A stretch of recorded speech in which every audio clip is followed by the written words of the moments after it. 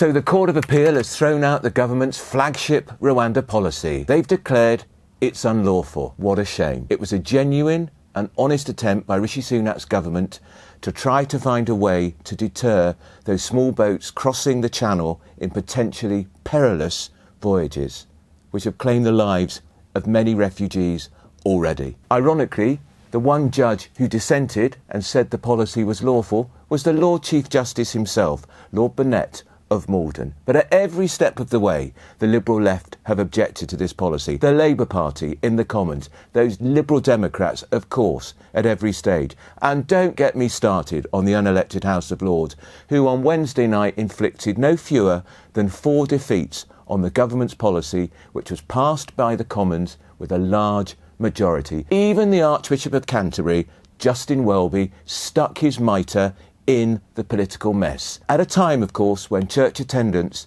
in the Anglican Church has slumped to record levels, and I would argue the Anglican Church is becoming a complete irrelevance. No surprise, really, when its spiritual leader is meddling in party politics. And what of Rwanda? Did any of those appeal court judges go and visit the country for themselves? No, of course they didn't. They took their evidence, of course, from all sorts of interested parties. As for Rwanda, the government is deeply offended, and so it should be. It's got a lot of experience of rescuing people and helping people who fled terror. They went through their own genocide, didn't they, back in the early 1990s. One of the criticisms of Rwanda, of course, from the Bleeding Heart Liberal Brigade is, oh, it's not very easy to be homosexual in Rwanda. Well, it's not illegal, and we could point out, unlike in the Commonwealth, where 29 of the 53 countries, it is a criminal act to engage in certain homosexual acts. The Commonwealth, of course, is headed by our very own king. You don't hear the Liberal left complaining much about that, do you? The government will fight again.